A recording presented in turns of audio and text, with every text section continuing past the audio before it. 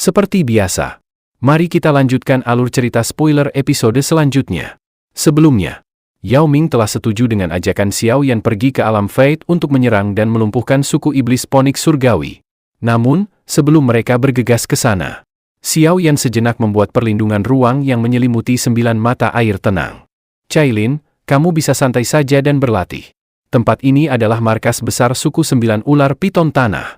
Yao Ming telah menetapkan area ini sebagai tanah terlarang dan telah mengirim para ahli untuk menjaganya. Kamu tidak boleh diganggu. Mulut Xiao Yan bergerak. Suara lembut yang dibalut douci terpancar ke dalam 9 mata air tenang. Ia berhenti ragu saat berbalik dan bergegas ke kejauhan. Suara cipratan air terdengar dari dalam 9 mata air tenang segera setelah Xiao Yan dan dokter peri kecil pergi. Sosok raksasa di dalam mata air itu bergerak sedikit. Sepasang mata 7 warna perlahan terbuka. Dia menundukkan kepalanya untuk melihat ke arah bagian terdalam 9 mata air tenang. Ia samar-samar merasakan sebuah isyarat samar datang dari sana. Dasar itu bukanlah tempat Yao Ming disegel. Sebaliknya, itu berada di suatu tempat yang lebih dalam lagi. Meskipun perasaan dilindungi itu cukup menyenangkan, aku masih lebih suka menjadi lebih kuat darimu. Ini mungkin agak sulit sekarang, tetapi setidaknya aku harus melakukan yang terbaik. Mata ular 7 warna perlahan berkedip saat Chaeyon segera mengayunkan ekornya. Tubuhnya dengan cepat bergegas ke dasar 9 mata air tenang. Sementara Cailin bergegas ke dasar 9 mata air tenang. Kelompok Xiao Yan juga langsung bergegas ke alam Fate untuk menghalang suku iblis ponik surgawi campur tangan. Kali ini, Yao Ming membawa 6 tetua. 5 puncak Douzun 9 perubahan dan 1 lagi Ban Sheng. Alam Fate saat ini benar-benar sunyi. Tiba-tiba, sebuah retakan ruang muncul. Segera, banyak sosok manusia menembus celah dan akhirnya muncul di ruang hitam pekat. Sebelumnya, Yao Ming telah menempatkan mata-mata di suku iblis ponik surgawi. Jadi Yao Ming bisa merasakan keberadaan suku iblis ponik surgawi ketika mereka muncul di alam Fate. Saat ini, kelompok Xiao Yan telah bersembunyi di celah ruang untuk menunggu mangsa tiba. 2 hari berlalu dalam sekejap mata di tengah penantian. Ruang di suatu tempat yang sangat jauh dari kelompok Xiao Yan tiba-tiba berfluktuasi. Banyak sosok kuat perlahan melangkah melalui garis retakan ruang sebelum muncul di alam Fate. 3 orang berdiri di posisi pemimpin kelompok yang terdiri dari 20 orang lebih. Operasi ini luar biasa penting. Ini menyangkut apakah suku iblis ponik surgawi kita akan mampu sepenuhnya melampaui suku naga kuno Void. Karena itu, jangan ada yang membuat kesalahan. Seorang wanita berpakaian merah, Feng Huang, berbicara di antara ketiga pemimpin.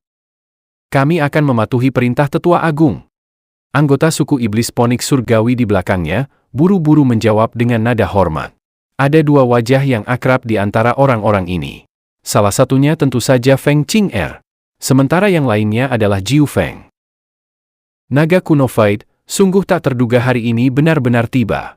Suku iblis ponik surgawiku akan makmur setelah perang saudara kalian berakhir. Pada saat itu, aku akan sepenuhnya melenyapkan suku kalian dari dunia ini. Feng Huang tertawa dengan suara yang jahat. Ia segera melambaikan lengan bajunya. Tubuhnya berubah menjadi seberkas cahaya yang melesat ke kejauhan. Para ahli lainnya bergegas mengikuti. Namun, tepat ketika dia akan mempercepat lajunya, rasa bahaya tiba-tiba bergemuruh di dalam hatinya.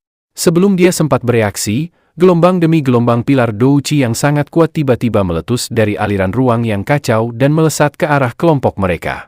Dalam sekejap, jeritan memilukan meletus. Siapa kalian? Makhluk pengecut, berani-beraninya kalian menyergap suku iblis ponik surgawi kami? Kalian mencari mati. Feng Huang tiba-tiba tersadar dan langsung murka. Tangannya meraih aliran ruang yang kacau di bawah.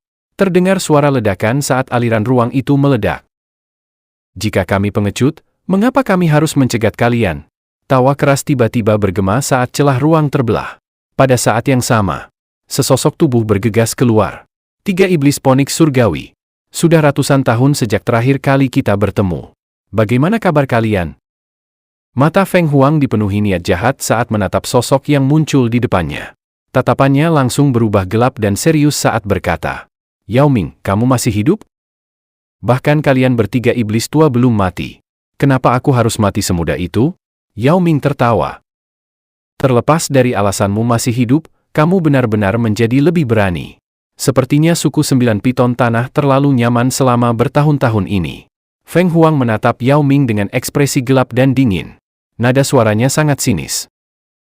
Suku iblis Phoenix surgawi benar-benar bertindak dengan cara yang hebat.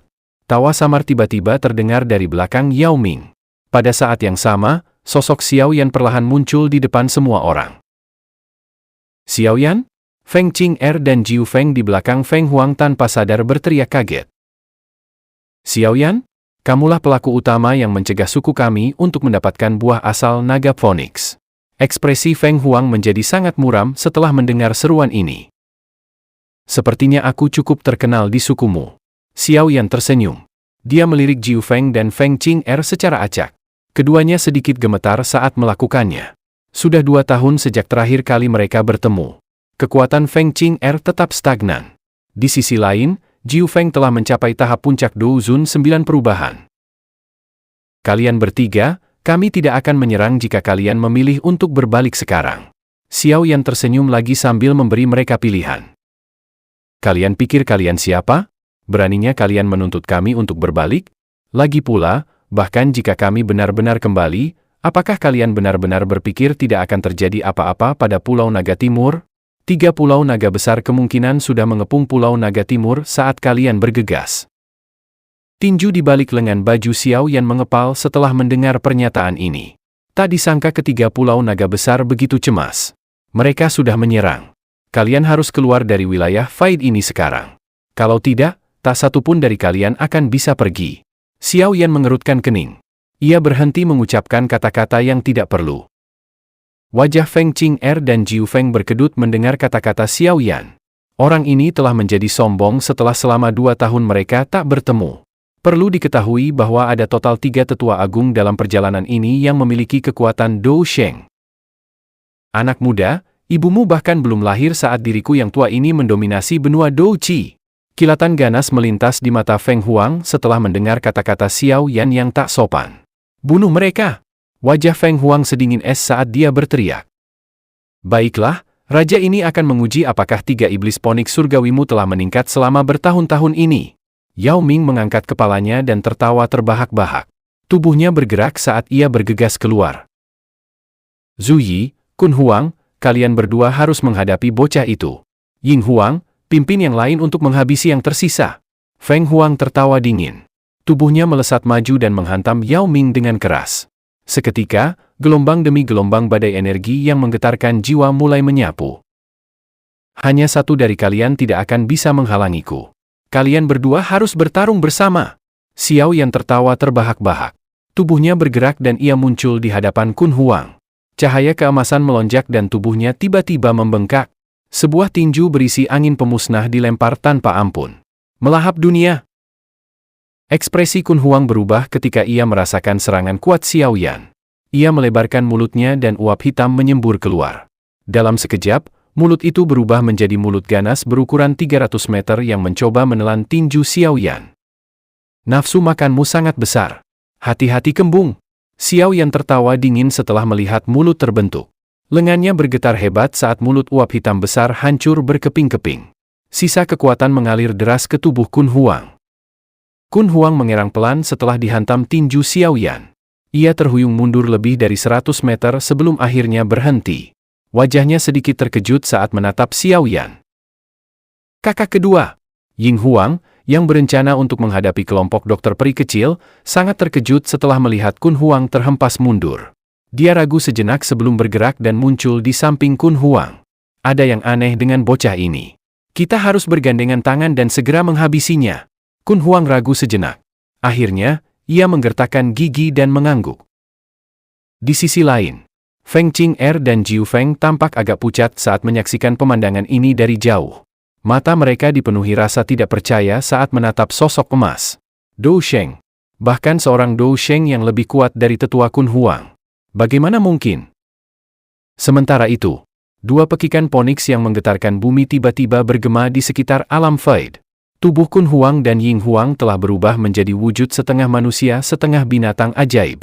Mereka berdua segera menyerang bersama. 2 teknik Dou pamungkas juga dilepaskan. Cakar Iblis Pembelah Agung. Tubuh Ying Huang bergerak. Cakar hitamnya yang besar tiba-tiba menekan ke bawah. Angin kencang menyegel udara di sekitar Xiao Yan. Setelah itu, ia dengan keras mencengkeram kepala Xiao Yan. Perut darah Kun Huang. Kun Huang juga melepaskan teknik Dou yang kuat. Uap hitam menyembur keluar dari tubuhnya dan membentuk gumpalan hitam selebar ratusan meter di bawah Xiao Yan. Itu tampak seperti mulut besar yang menggigit Xiao Yan dengan liar. Memangnya kenapa kalau ada dua Dou Sheng? Hari ini, aku akan melihat apa yang bisa dilakukan dua Dou Sheng padaku. Xiao Yan mengangkat kepalanya dan tertawa terbahak-bahak. Kemudian, dia mengulurkan tangannya dan tiba-tiba menekannya dengan keras ke arah cakar angin yang terbang di atasnya. Jari musim semi kuning. Xiao Yan tidak berhenti setelah jarinya menekan ke depan. Telapak tangan kanannya tiba-tiba menghantam telapak penciptaan surgawi agung. Segera, cahaya hitam yang sangat besar menyebar dan mengelilingi perut hitam besar. Kekuatan hisap yang kuat meletus dan dengan paksa menyeret perut itu masuk. Sebuah ledakan terdengar saat angin cakar dan perut hitam raksasa hancur oleh serangan balasan Xiao Yan. Ekspresi Ying Huang dan Kun Huang langsung berubah saat darah di dalam tubuh mereka bergejolak. Tatapan mereka dengan cepat menyapu pertarungan antara Feng Huang dan Yao Ming. Hati mereka mulai bergidik setelah menyadari bahwa Feng Huang sedikit dirugikan. Tetua Ming, kamu harus memimpin orang-orang yang tersisa untuk menghabisi kelompok dari suku iblis ponik surgawi. Xiao Yan berbicara dengan suara berat setelah memaksa Kun Huang dan Ying Huang mundur. Baik, Tetua Ming langsung mengangguk dan memimpin untuk menyerang sisa kelompok ahli dari suku iblis ponik surgawi. Saat ini, tidak ada lagi ahli Ban Sheng yang hadir di sana. Yang terkuat hanya Jiu Feng, yang berada di puncak Dou Zun 9 perubahan. Bajingan, beraninya kamu! Kematian telah terjadi di antara para ahli dari suku iblis ponik surgawi setelah kontak singkat. Kun Huang dan Ying Huang langsung murka. Namun, sosok emas tiba-tiba muncul di depan mereka tepat saat mereka akan melangkah maju. Enyahlah! Ekspresi Xiao Yan sedingin es saat ia menatap keduanya.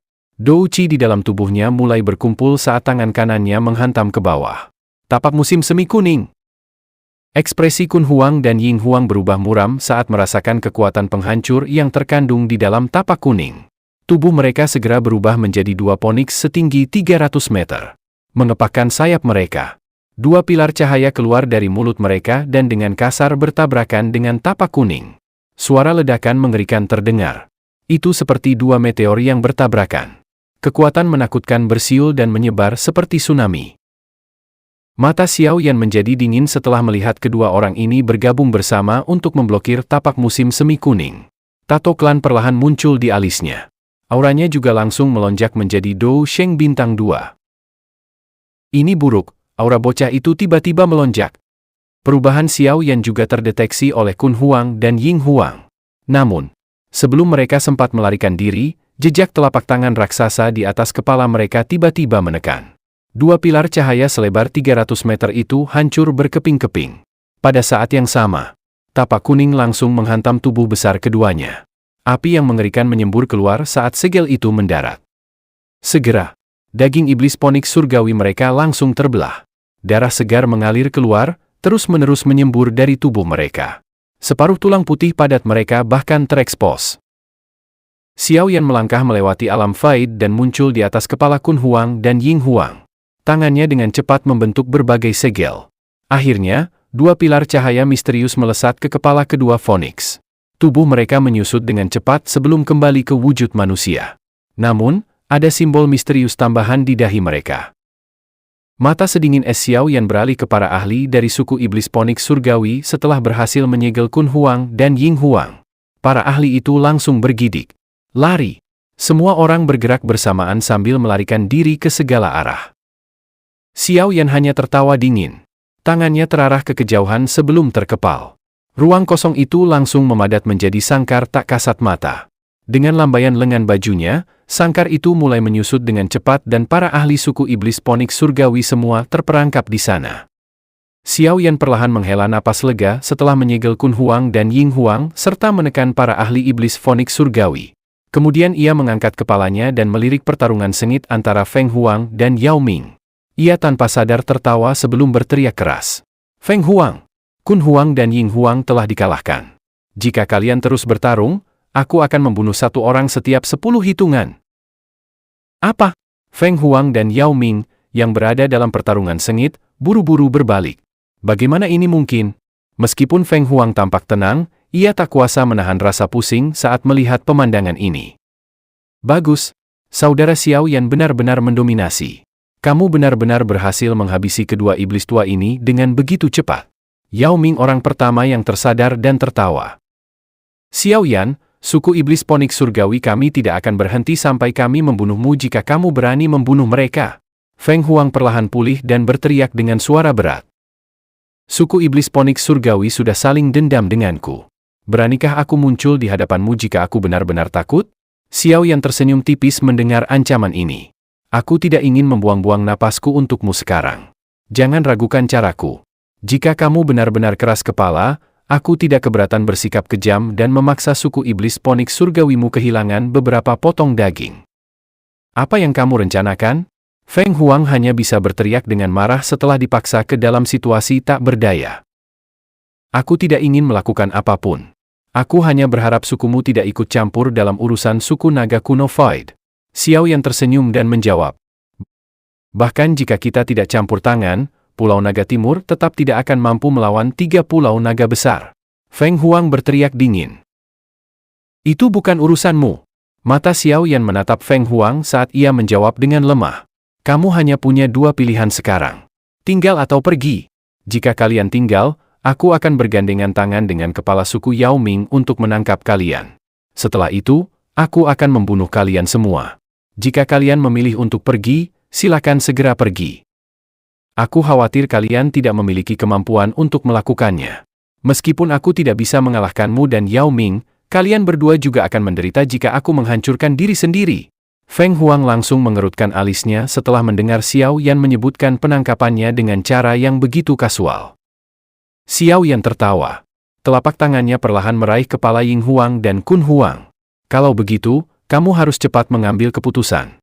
Aku ingin melihat apakah kamu lebih cepat menghancurkan diri sendiri atau aku yang menghancurkan inti monster mereka berdua. Ekspresi Feng Huang berubah setelah mendengar ujian ini. Ia menggertakkan giginya dan menatap Xiao Yan. Namun, ekspresi Xiao Yan tidak berubah. Baiklah, aku setuju. Bebaskan mereka dan aku akan membawa mereka kembali. Aku bisa melepaskan yang lain tapi tidak untuk Jiu Feng dan mereka berdua.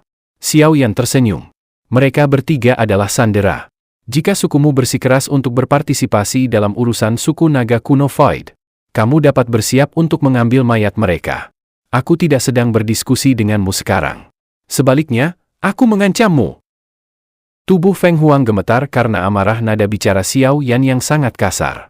Namun, terlepas dari seberapa besar amarahnya meluap, ia juga mengerti bahwa orang yang memegang kendali adalah Xiao Yan. Dia akhirnya perlahan menarik napas dalam-dalam. Serahkan orang-orang itu kepadaku. Aku akan membawa kembali kata-katamu. Xiao Yan melambaikan lengan bajunya. Sangkar ruang yang terdistorsi langsung menghilang. Angin mendorong semua ahli dari suku iblis ponik surgawi ke sisi Feng Huang. Namun, Jiu Feng, Kun Huang, dan Ying Huang masih berada di tangannya. Mata Feng Huang yang sedingin es sejenak melirik Xiao Yan. Tangannya bergerak-gerak. Dengan cepat meluncur melintasi ruang kosong di depannya dan sebuah celah ruang muncul. Tubuhnya memasuki celah itu tanpa ragu-ragu. Para tetua di belakangnya bergegas masuk seperti kawanan ikan. Seluruh ruang menjadi sunyi setelah ahli suku iblis ponik surgawi terakhir menghilang. Yao Ming mengedipkan matanya. Ia tanpa sadar tertawa terbahak-bahak. Saudara Xiao Yan, aku, Yao Ming, jarang mengagumi siapapun, tetapi aku tidak punya pilihan selain melakukannya kali ini. Xiao Yan tersenyum tipis. Ia melemparkan ketiga orang di tangannya kepada para tetua dari suku 9 piton tanah. Para tetua dengan cepat menangkap mereka. Apa yang harus kita lakukan sekarang? Yao Ming tersenyum dan bertanya. Pergi ke Pulau Naga Timur. Jangan menunda lebih lama lagi dan segera bergerak. Xiao Yan melambaikan tangannya dan berhenti berdiam diri. Tubuhnya bergerak, dan ia bergegas ke bagian terdalam dari alam Void. Yao Ming, Dokter Peri Kecil, Qing Lin, dan yang lainnya segera mengikuti di belakang. Zian, tidak boleh terjadi apa-apa padamu.